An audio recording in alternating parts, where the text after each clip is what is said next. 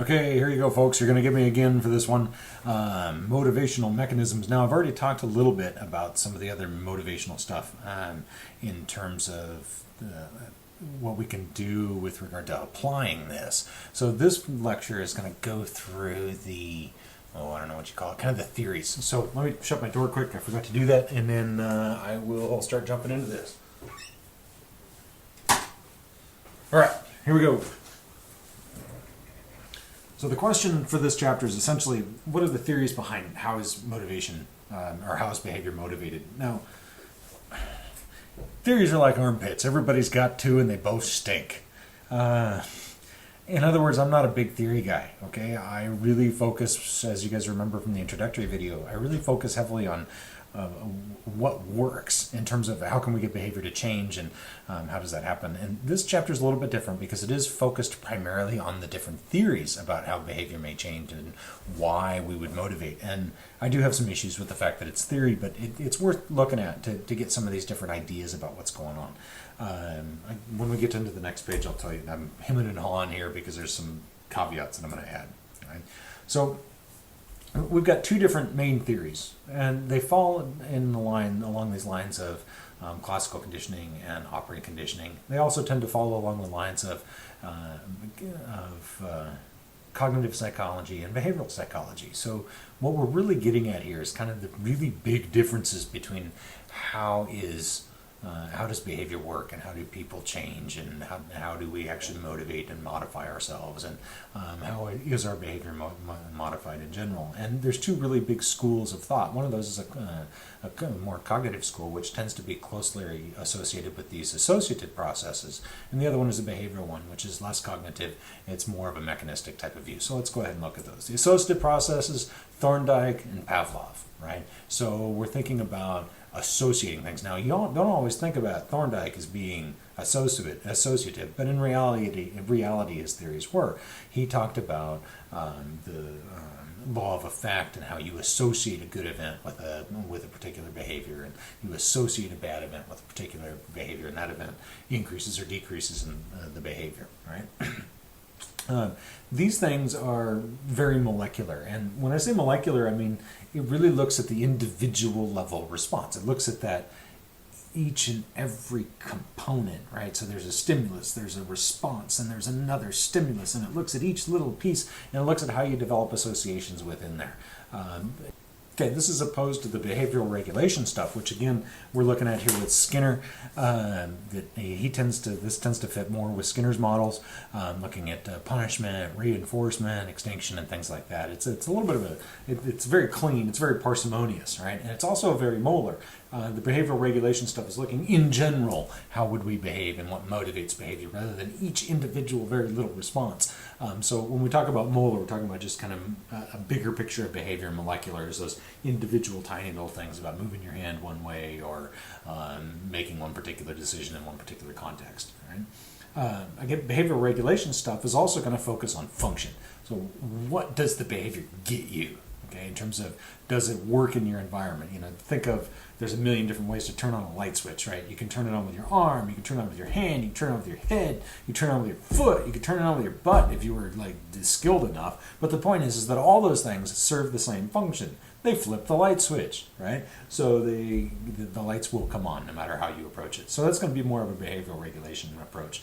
Whereas the associative process from a molecular thing would talk about here's why you would use your left hand to turn on the light, blah, blah, blah, that type of thing. All right, so let's move on to a note about notation. Ha, ha, ha, ha, great joke, great. So now, your author's notation. There's a stimulus, there's a response, and there's an outcome. All right, SRO. It drives me nuts. I don't like O's. For some reason, when I learned this stuff, there was no O's involved. I understand why your author does it, and I'll actually test on you the way your author talks about it. And the reason I do that is because I want it to be clean for you as you're going through the book and you learn the material, and it's a little easier if I follow that. But when I talk and when I give these lectures, I'm going to be presenting it to you as this. Okay? A stimulus, a response, and another stimulus. Now, what you'll notice is that I have an SD up front. That's a discriminative stimulus, which you'll remember from the other chapters, and then a response, or behavior, and then you have a stimulus, again, but this is a stimulus that reinforces, so an SR, or an SP, a stimulus that punishes, and then you have the plus minus. A stimulus that reinforces plus would be positive reinforcement, right?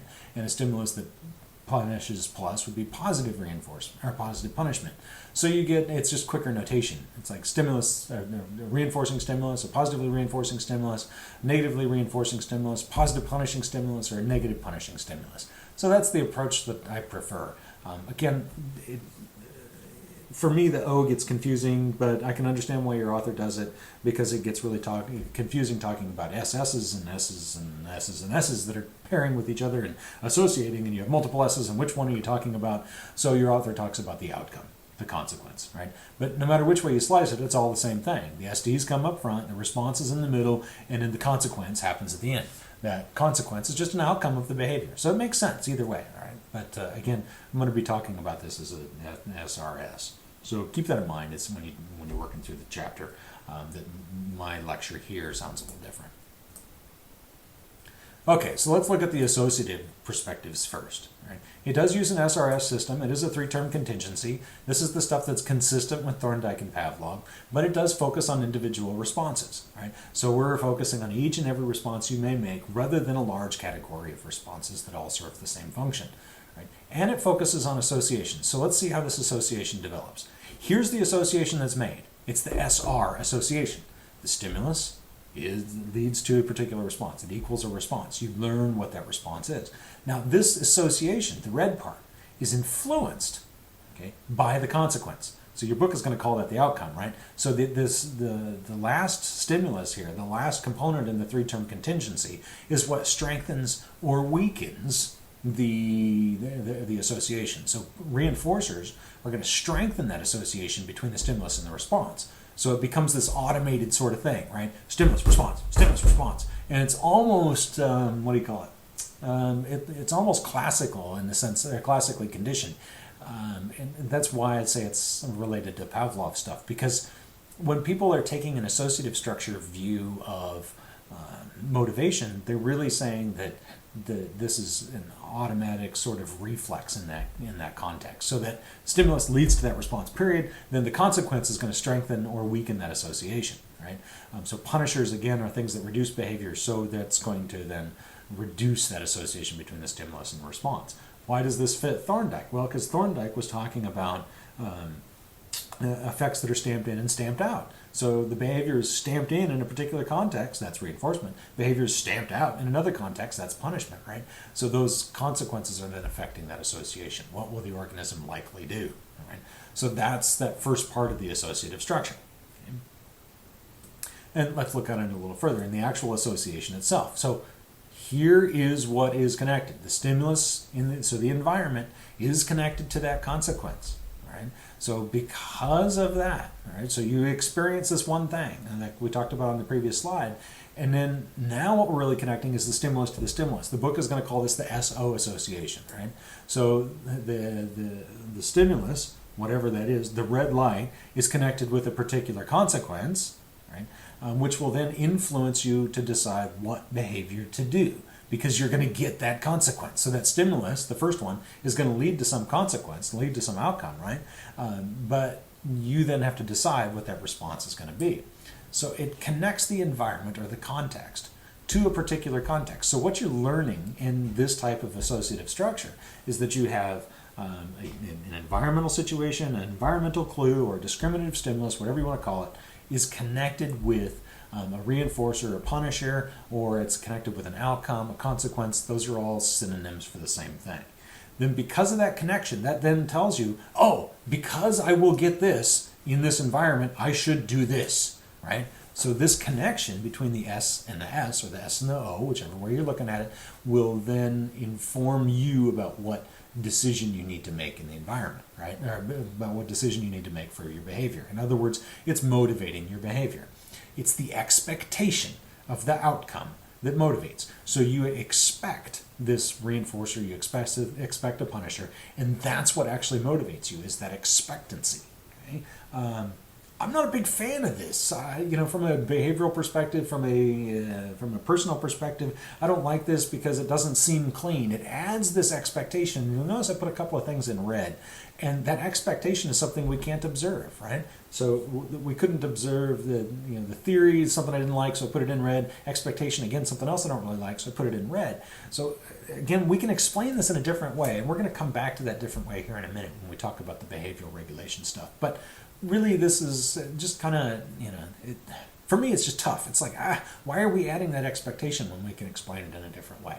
But that expectation is what supposedly does the motivation. You don't see the expectation in the diagram here. You just see that connection between the S and the S. In reality, the S and the S, according to these theorists, will then produce an expectation about what will happen if I behave in a particular way. All right. A reaction to this stuff was to present, the Rescorla and Solomon presented something a little different, and they said that this is really about how two processes interact. This is really about classical conditioning and operant conditioning combining and producing something else, right, and producing that particular response. So let's look at how they do that. So the classical conditioning or responding conditioning and instrumental combine to produce the motivators for behavior. So let's look at how they do this. And again, there's an extra term added in here, but we'll get through it. Same type of thing, right? Stimulus and stimulus. So we learn about a particular environment, and we learn that a particular consequence is going to happen in that environment. Okay, so that's the same as what we had before. But here's what they say. They say that this leads to an emotional state, right? So a punisher will lead to a particular emotional state. A reinforcer is going to lead to a particular emotional state. And that will in turn, modify the behavior. Okay? That emotional state is determined by the type of consequence. Now, what I have up here is a change in emotional state, right? So that's the delta. Okay? So the change in emotional state leads to a particular response. So in the context, so we'll build the whole, let's work through the whole thing. In a particular context, it is likely to be connected with a reinforcer or a punisher. If that context is connected with a reinforcer, that's going to make you happier or something like that, which will lead to you doing that response, be more likely to do that. Okay? If that particular consequence or context is tied in with a consequence of punishment, which usually produces frustration, anger, sadness, those types of things, then it will lead you to not make that response. It's the opposite sort of thing there. Okay? So that is that the two-process model broken down. It's always about this change in emotional states. And there's some great examples in your book, so flip through those particular examples. But keep in mind that it's the emotional state that's really driving the organism there, instead of the expectancy of something. So in the previous model, it was the expectancy that drove the behavior, that's what motivated it. Here, it's the emotional state that actually motivates your particular behavior. Right? That particular state is determined by the type of stimulus, right? In terms of the consequence stimulus, or as your book will say, the outcome. One outcome will lead to one emotional state. But again, it's about that initial connection that's built, which then says, oh, I will likely be happy if I do this, right? And then you choose to do it. Or I will likely be sad if I do this, and then you choose to avoid that, or go ahead and do it anyway. But that's the idea. So that's the dual process stuff. The two processes are working together, the reinforcers and the punishers and those types of things. All right, let's look at it from the other perspective, behavioral regulation. Okay, so this is what's going to tie closely with Skinner. Right? Uses an SRS system again, right? But we focus on the third term. Okay? That third term, that third constant, the third stimulus there. So there, the third term is the second stimulus. So the consequence is what's most important. All right? This is not about forming associations.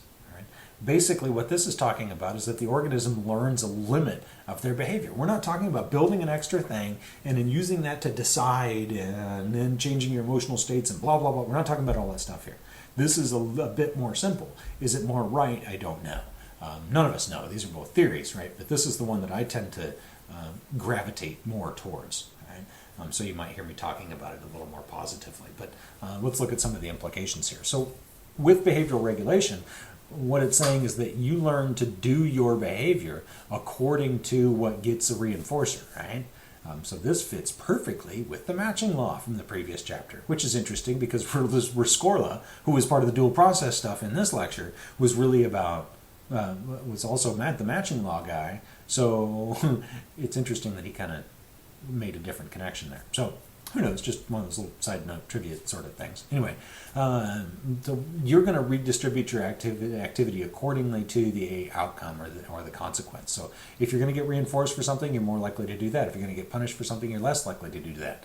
And if you've got two events that you're doing, the one that produces the most reinforcement is the one that you're going to be doing more of. Right? Pretty straightforward. The other thing that's part of behavioral regulation, and this is the one that really changed the field, and we got a whole other slide on this, right? Is that reinforcers aren't stimuli. They're actually behaviors, right? So reinforcers are actually preferred behavior. No matter what you do, when you're thinking about a reinforcer, it's always you're doing something. You're playing with a reinforcer. You're eating a reinforcer, a consumatory one. You're drinking a reinforcer. There's all these things, and they all lead back to some type of activity that you are doing. They may be a stimulus, but you're still doing something with that. Money that's a reinforcer, well, it's not receiving the money that's actually the reinforcer. It's the ability to spend it. It's going out and spending it. And at least that's what these theories would say. So Premack was the guy that really turned everything on its ear here, because he originally thought, we originally thought that reinforcers were just stimuli. It was just the food added, and it wasn't the actual behavior. But when Premack says, no, I think it's the behavior, then that opened a whole new can of worms, and this is the can of worms. What he found out through a simple study, and we'll look at that study here in a minute, is that high probability behavior will reinforce low probability behavior. In other words, what if there's something out there that you like to do? In other words, that's something that's high probability. If given an opportunity, you would engage in it, right? That will reinforce low probability behavior. Right? Working on, let's say, for example, for me, one of the things that I enjoy to do, woodwork, or working on cars, restoring old cars and things like that. Those are things that I prefer to do. I like those things. So it's high probability behavior. Those things will reinforce stuff like me mowing the lawn, which I really don't like to do, or picking weeds, which I just absolutely hate to do, right? So if I pick the weeds and then give myself access to, let's say, working on the truck or working in the wood shop for a little while, that might actually reinforce my weed picking behavior, okay, by getting access to working on the truck. But of course, you have to do the weed picking first, and you have to limit access to the truck or to the whatever you call it, the woodworking stuff, and that's that kind of ties in with what I was talking about in the previous lecture in this chapter, unit, whatever we call these things. Anyway, again, this indicates that reinforcement is access to a particular behavior, okay, and not that reinforcement is some particular stimulus, but it's actually doing something. It's playing with your friends. It's having these social interactions, right? So you've got this low probability behavior on the bottom here. The monkey just doing whatever, right? Or the monkey's not a monkey. The orangutan just doing whatever. And that may be reinforced by getting access to your sibling or to another social mate or something like that. So you could reinforce hanging from the rope by playing with your friends. This has been used all over the place. Premack is an awesome tool, and it's been used across the board. It's one of those go-to things that we have when we're doing behavior modification with people and with children or adults, for that matter. Right? This is kind of a weird one. I think it comes out of your book, but there was an experiment done where they used high probability behavior, which was sitting. Right? So for these people with schizophrenia, one of the things that they would always do would sit. So what they said was, you can only sit after you've stripped coils. Which sounds really weird. The idea is that they were given some sort of task, right? And that task served some sort of function. The idea was to unwind these coils of copper wire.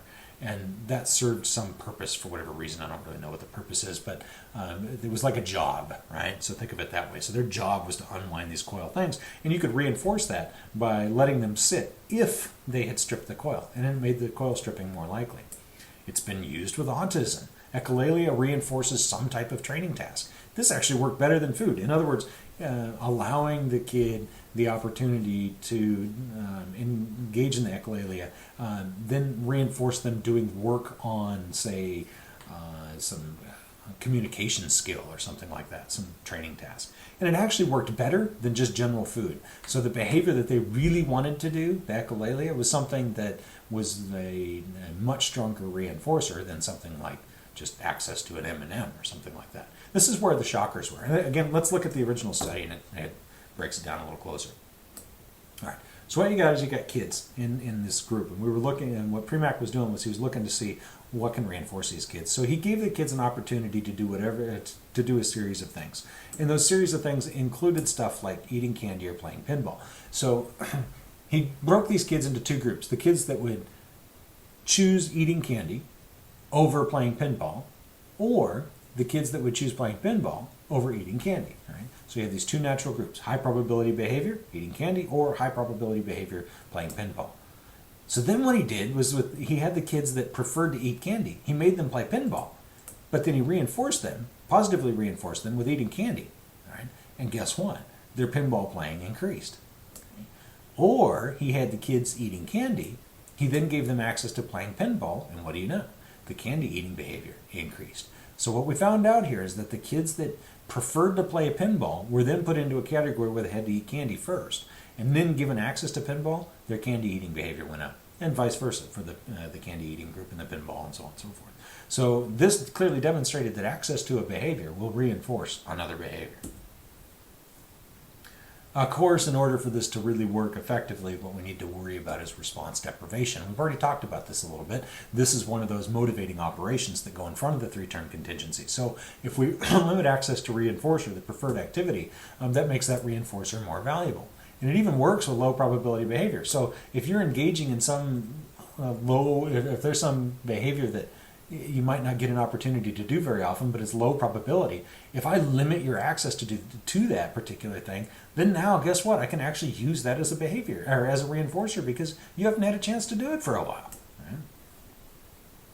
Again, the goal with response deprivation is hold a behavior at baseline, at or below baseline level, okay, and an access to it will now be a reinforcer for some other behavior. Right? Again, baseline level, whatever level you would normally engage in if given a free opportunity to do so. Okay. Well, people came along and said, why in the world does this work? And so they came up with this, behavioral bliss. Okay. Behavioral regulation theory predicts that a preferred level of responding is going to exist. That's going to be stable. It's going to be baseline. So think of me doing the woodwork. Okay, I prefer to do X amounts of woodwork a day. Okay, whatever that may be. So it's going to earn me some reinforcers. Okay, the example I have in here is engaging in TV watching, but I'll come back to the woodworking example in a second. So engaging in TV watching, that exists at some standard level. Okay?